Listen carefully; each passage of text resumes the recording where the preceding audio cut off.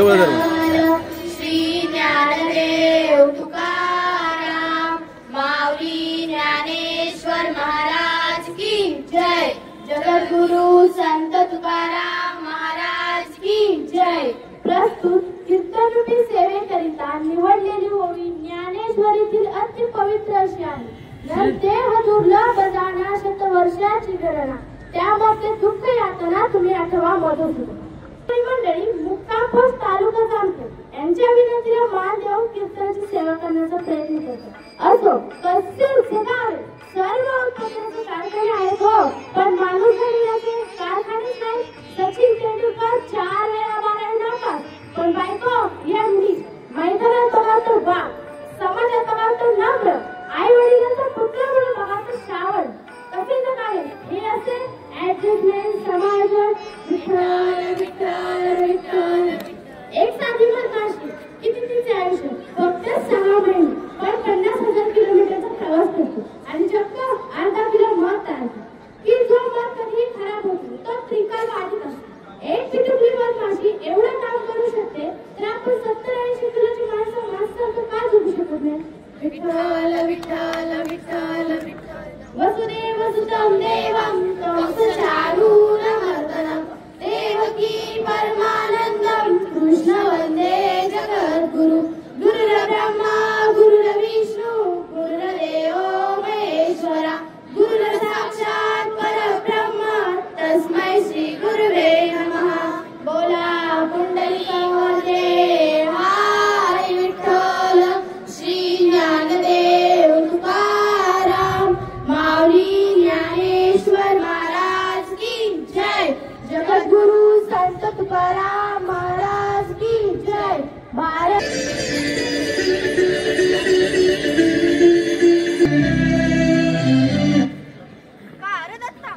Mic चालू नव आज तुझ्या मेडिकलच्या दुकानाला टाळं लावलं म्हणायचं का? भोरे शिल्पा 7वीतून शाळा सोडून दिलेला आपला वर्गमित्र शिवा आहे ना, त्याच्या घरी गेलो होतो। घरी गेलो तर त्याचे वडील अण्णा म्हणाले तो कीर्तनाला गेलाय। शिक्षण पुरेसं नसल्याची जाणीव झाल्याने हल्ली तो फारच उदास असतो बघ। तू म्हणतेस ना ते खराय बघ, त्याच्या कर्जापायी पार पिचलाय बघतो। पुरता कर्ज बाजार झालाय।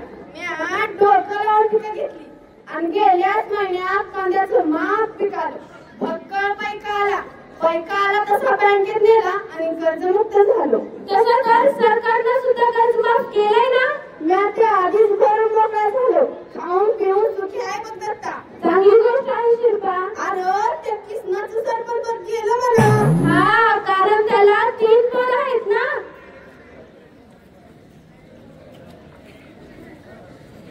अरे मग पोरं किती पाहिजे तुम्ही सरपंच ठरवायची?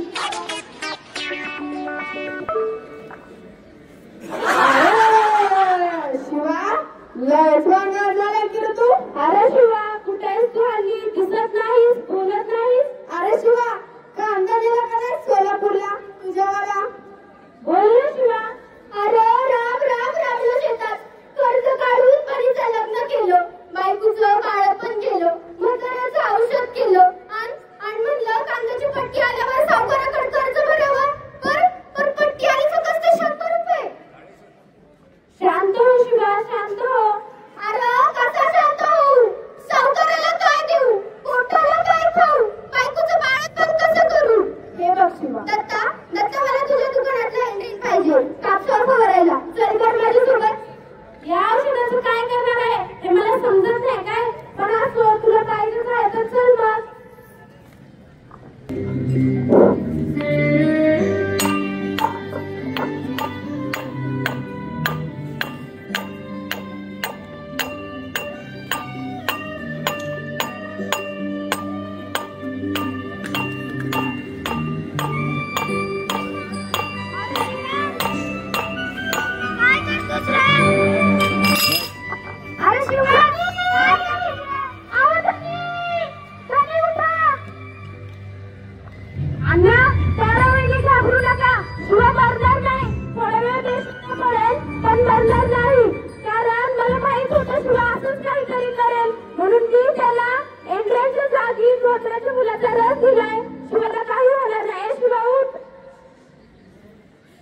धनी उठा असा अघोरी विचार करू नका.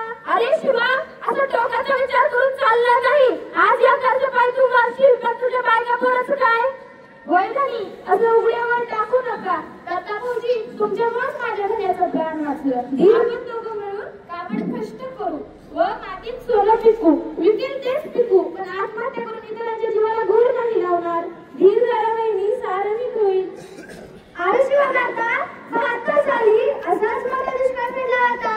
पण आम्ही गेलो नाही, जनावरांचं आहार खाल्लं. अरे शिवा, एवढा आत्मविश्वास निर्माण कर की इंट्रेल पेक्षा चाल औषधी सुद्धा या कणकर मनात बसलं पाहिजे.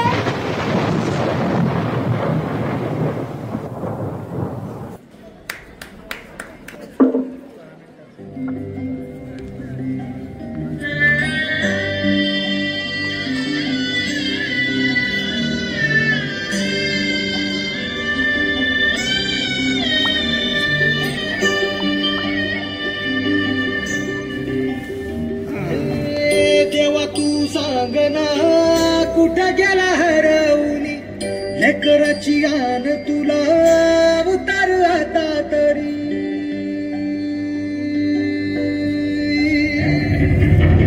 जेव्हा तू सांगना कुठं गेला हरवली लेकराची गान तुला उतार आता तरी.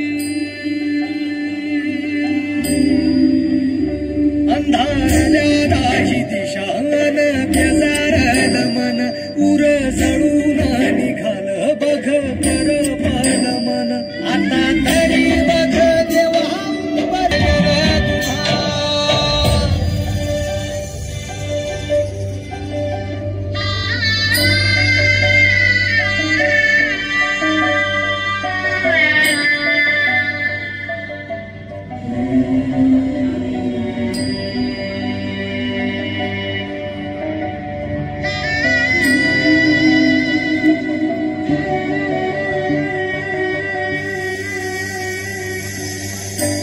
मंदी जाळ पेटला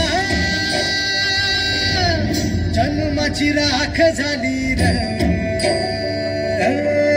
इसकटलेली दिशाही धुरामंदी वाट गेली र.